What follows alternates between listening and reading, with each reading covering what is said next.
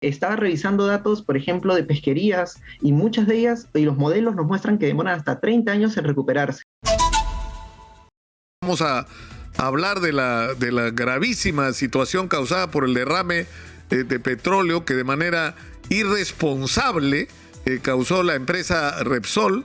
No han dado hasta ahora explicaciones de por qué ocurrió lo que ocurrió.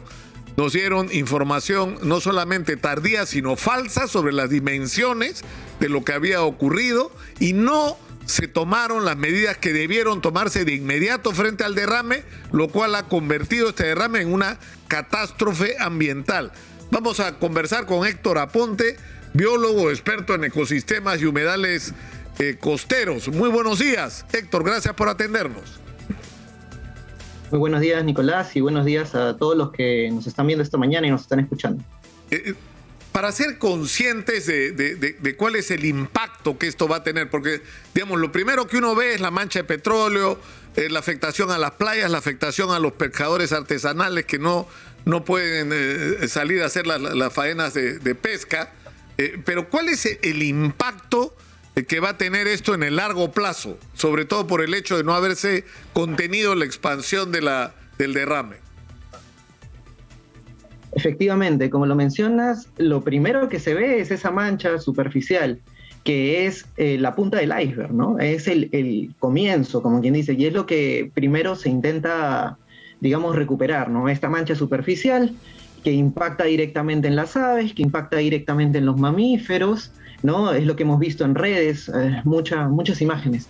Pero un derrame de petróleo tiene un impacto mucho mayor, porque el petróleo no se queda solamente allí. Si bien es una sustancia que tiene compuestos como aceites, oleosa, también hay parte de este compuesto que se mezcla con el agua, se disuelve, se emulsifica, no es el término preciso, y en muchos casos entra a las redes tróficas, ya sea porque los peces se alimentan directamente de lo que se encuentra en el agua y pudiendo mediante ello captar partículas propias del crudo, como también porque hay compuestos químicos que se desprenden del petróleo crudo, compuestos aromáticos, y estos compuestos aromáticos pueden también entrar incluso al plancton, ¿no? Hay varios estudios que muestran que a partir de estos compuestos hasta los organismos más pequeñitos se pueden ver afectados.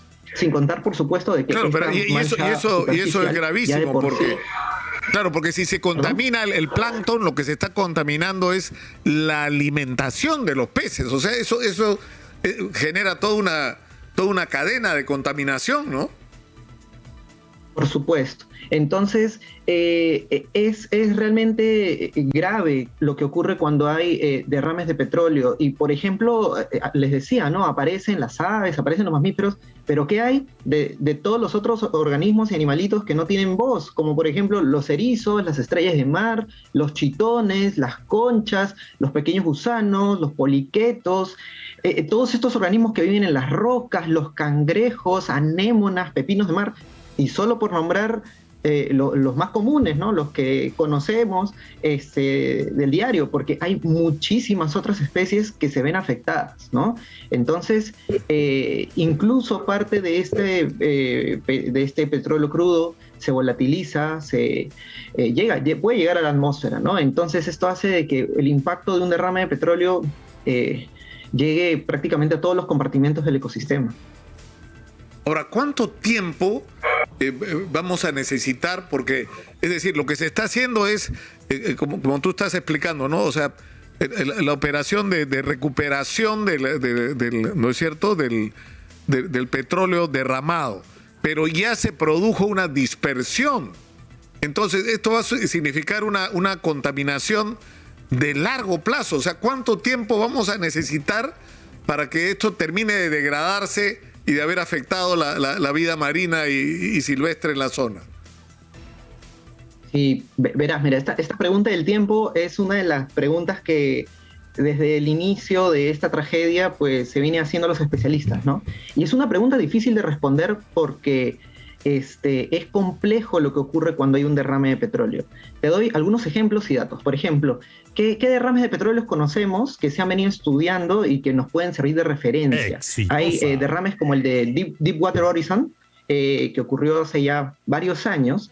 Y para que tengas una idea, entre los skimmers, el sifoneo, la incineración que hubo en ese derrame de petróleo, solo se logró recuperar por esas técnicas el 25% de lo que se había derramado. Para que tengan una idea, ¿no? Utilizando tecnología y todo, ¿no? Claro que todos los procesos de recuperación y de limpieza han tenido sus variantes, ¿no? Pero solamente para dar algunos datos. En el caso de Exxon Valdez, se considera que por estas técnicas iniciales, 14% se recuperó.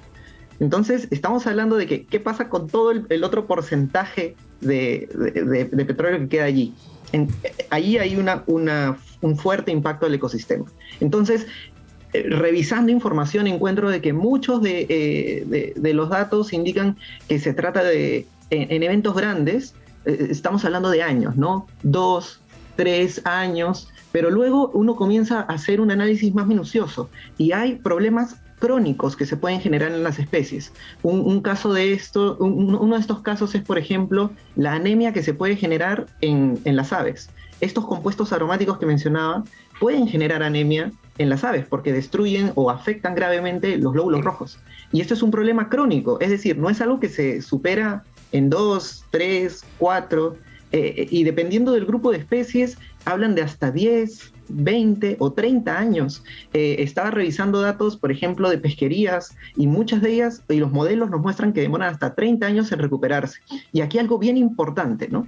Para poder hablar de una recuperación, o sea, para poder decir que el ecosistema se ha recuperado, necesitamos el dato inicial, ¿no? O sea, para poder decir que se ha recuperado, necesitamos pasar de un momento A o de un momento B a lo que era un momento A, ¿sí? Entonces, si tenemos los datos del momento A, vamos a poder decir, ok, hemos recuperado el ecosistema.